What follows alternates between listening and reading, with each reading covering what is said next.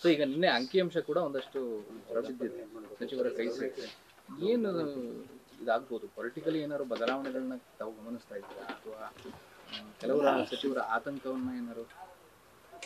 ಸಾಮಾಜಿಕ ಮತ್ತು socio economical survey ಇದು ಬದಲಾವಣೆನೇ ಸೋಷಿಯೋ ಎಕನಾಮಿಕಲ್ಗೋಸ್ಕರ ಕಾನ್ಸ್ಟಿಟ್ಯೂಷನ್ ಹೇಳಿರೋದು. ಅದಕ್ಕೆ ಸರ್ಕಾರ ಮತ್ತು ಕಾಂಗ್ರೆಸ್ ಪಕ್ಷ ಬದ್ಧವಾಗಿದೆ. ಈಗ ಭಾಳ ವರ್ಷಗಳಾಯಿತು.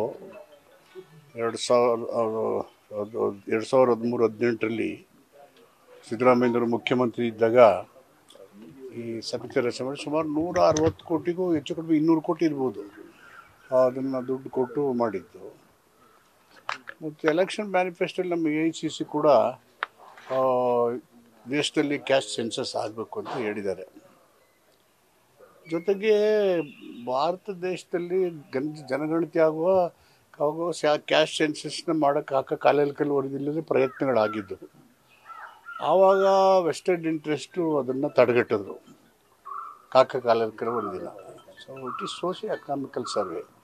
ಸೋಷಿಯೋ ಎಕನಾಮಿಕಲ್ ಸರ್ವೆ ವರದಿಗಳು ಏನಿದ್ದಾವೆ, ಸೆನ್ಸಸ್ ಮಾಡಿದ್ದಾರೆ, ಜನಗಣತಿ ಲೆಕ್ಕ ಹಾಕಿದ್ದಾರೆ, ಎಲ್ಲವನ್ನು ಕೂಲಂಕುಷವಾಗಿ ಪರಿಗಣಿಸಿ ಅಲ್ಲಿ ಯಾವ್ಯಾವ ಪ್ರವರ್ಗಗಳು ಬರ್ತವೆ.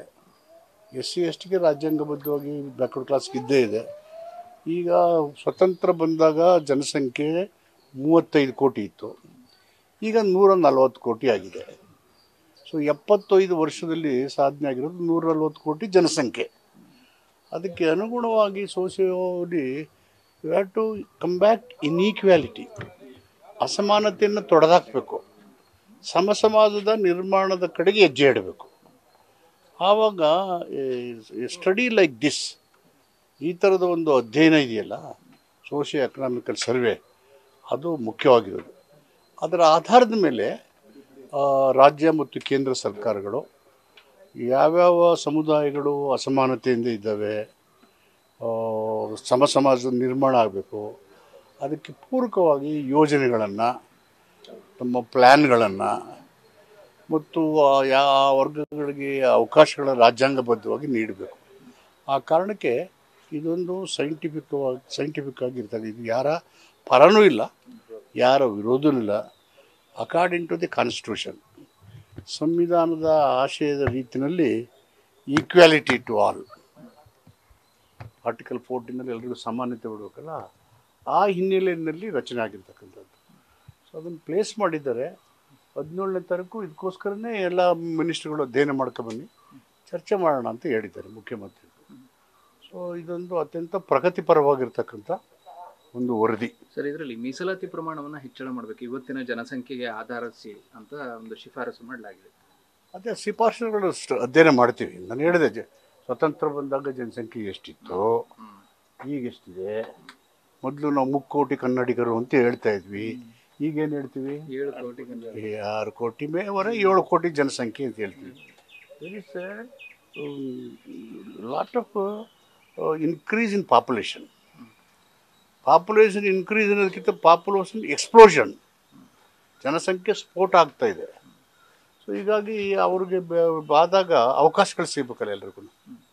ಅದಕ್ಕೆ ಇದೊಂದು ವೈಜ್ಞಾನಿಕವಾಗಿ ಮಾಡಿರ್ತಕ್ಕಂಥ ಒಂದು ಪ್ರಯತ್ನ. ಅದನ್ನು ಕೂಲಂಕುಷವಾಗಿ ಕ್ಯಾಬಿನೆಟ್ಲಿ 17ರಲ್ಲಿ ಚರ್ಚೆ ವರ್ಗಗಳು ಸಹಕಾರ ಕೊಡ್ತವೆ ಅನ್ನೋ ನಿರೀಕ್ಷೆ ಇದೆಯಾ ಸರ್? ಕಾಂಗ್ರೆಸ್ ಪಕ್ಷ ಸಂವಿಧಾನದ ಆಶಯಗಳ ಪರವಾಗಿದೆ. ಕಾಂಗ್ರೆಸ್ ಪಕ್ಷ ನಮ್ಮ ಕಾಂಗ್ರೆಸ್ನ ಕಾರ್ಯಕಾರಿ ಸಮಿತಿನಲ್ಲೇ ಜೈ ಬಾಪು, ಜೈ ಭೀಮ್, ಜೈ ಸಂವಿಧಾನ ಅಂತ ಹೇಳಿದ್ದೇವೆ. ಮೇಲೆ ಅದು ಸೋಷಿಯಲ್ ಜಸ್ಟಿಸ್ ಪರವಾಗಿ, ಈಕ್ವಾಲಿಟಿಯ ಪರವಾಗಿ, ಆಪರ್ಚುನಿಟಿಗಳ ಪರವಾಗಿ ಅವೆಲ್ಲವನ್ನು ವ್ಯಾಖ್ಯಾನ ಮಾಡುತ್ತೆ. ಹೀಗಾಗಿ ಆ ಹಿನ್ನೆಲೆಯಲ್ಲಿ cabinet will discuss in detail. Sir, ಕೆಲವರು ಇದನ್ನು 8-10 ವರ್ಷದ ಹಳೆಯ ಡಾಟಾ, ಹೀಗಾಗಿ ಹೊಸದಾಗಿ ಒಂದಷ್ಟು ಮಾಹಿತಿಯನ್ನು ಸಂಗ್ರಹ ಮಾಡೋ ಅಗತ್ಯತೆ ಇದೆ ಅಂತ ಹೇಳ್ತಾರೆ. ಅಭಿಪ್ರಾಯಗಳು, ಸಲಹೆಗಳನ್ನು ಕೊಡೋಕ್ಕೆ ಎಲ್ರಿಗೂ ಮುಕ್ತ ಅವಕಾಶ ಇದೆ. ಎಲ್ಲ ಸಂಗತಿಗಳನ್ನು 17ನೇ ತಾರೀಕು ಕ್ಯಾಬಿನೆಟ್ನಲ್ಲಿ ಚರ್ಚೆ ಮಾಡ್ತೀವಿ. ಸರ್, ಬಿಜೆಪಿ ಇದನ್ನು ದುರಾದೃಷ್ಟ ಅನ್ನೋ ಪದಬಳಕೆಯ ಮೂಲಕ ಟೀಕಿಸಿದೆ ಸರ್. ವಿರೋಧ ಪಕ್ಷದ ನಾಯಕರು ಅದನ್ನು ಈ ಬಿಡುಗಡೆ ಮಾಡಿದ್ದೇ ದುರಾದೃಷ್ಟ ಅಂತ ಹೇಳಿದ್ದಾರೆ. ಬಿಜೆಪಿಯವರು ಇದನ್ನು ಆ ರೀತಿ ವ್ಯಾಖ್ಯಾನ ಮಾಡಿದೆ ಇನ್ನೇನನ್ನ ನಿರೀಕ್ಷೆ ಮಾಡ್ತೀರಿ? ಮಂಡಲ್ ಕಮಿಷನ್ನ ವರದಿ ಜಾರಿ ಆದಾಗ ಬಿ ಜೆ ಪಿಯವರು ಕಮಾಂಡೆಲ್ಲ ಹಿಡ್ಕೊಂಡು ರಥಯಾತ್ರೆ ಹೊರಟರು ದೇವರ ಹೆಸರಿನಲ್ಲಿ ಜನರ ಗಮನವನ್ನು ಬೇರೆಡೆಗೆ ಸರಿಕೆ. That means B J P is not committed in social justice. But Kumaraswamy ಹೇಳ್ತಾರೆ ಜಾತಿ ಸಂಘರ್ಷಕ್ಕೆ ಎಡೆ ಮಾಡಿಕೊಟ್ಟಿದೆ ವರದಿ.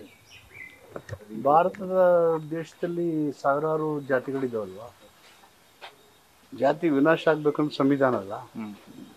ಆ ಜಾತಿ ಇರಬೇಕಾದ್ರೆ ಅಸಮಾನತೆ ಇದೆಯಲ್ಲ, ಎಲ್ಲ ಒಂದೇ ಥರ ಇದ್ದಾರಾ, ಸಂಪತ್ತು ಎಲ್ಲರಿಗೂ ಹಂಚಿಕೆ ಆಗ್ಬಿಟ್ಟಿದೆಯಾ? ಹಾಂ, ಸೊ ಇದಾಗ್ದೇ ನಾವು ಸಾರ್ವಜನಿಕ ಜೀವನದಲ್ಲಿ ಇರೋರು ನನ್ನೂ ಸೇರಿಸಿ ಆ ಥರ ವ್ಯಾಖ್ಯಾನ ಮಾಡೋದು ತಪ್ಪು. ರಾಜಕೀಯ ಪ್ರಾತಿನಿಧ್ಯ ಏರುಪೇರಾಗ್ಬೋದಾ? ರಾಜಕೀಯ ಪ್ರಾತಿನಿಧ್ಯಕ್ಕೂ ಈ ಸೋಷಿಯೋ ಎಕನಾಮಿಕಲ್ ಸರ್ವೆಗೂ ಸಂಬಂಧ ಇಲ್ಲ. ರಾಜಕೀಯ ಪ್ರಾತಿನಿಧ್ಯ ಸಂವಿಧಾನಿಕವಾಗಿ MLA, parliament, local bodies election ನಡೀತಾವ್ರಷ್ಟಕ್ಕೆ ಪ್ರಾವಿಷನ್ಸ್ ಇದೆ. This only socio economical survey.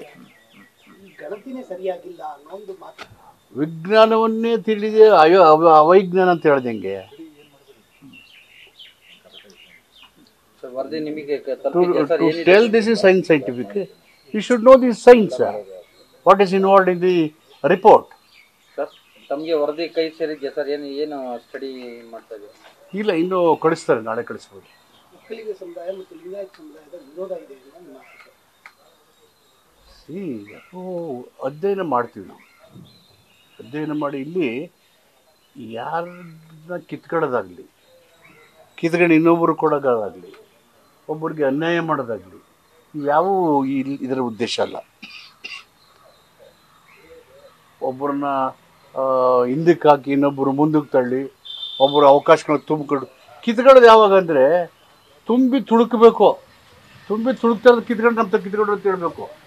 ಇಲ್ಲಿ ಯಾರು ಅನ್ಯಾಯ ಮಾಡಿ ಕಿತ್ಕೊಳ್ಳೋ ಪ್ರಶ್ನೆ ಬರೋದೇ ಇರೋಲ್ಲ. We are not snatching anything from anybody.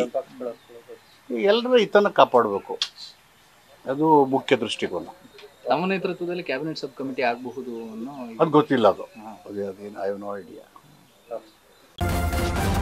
News first ನಿರ್ಭೀತಿಯಿಂದ ನಿಮ್ಮ ಪರವಾಗಿ.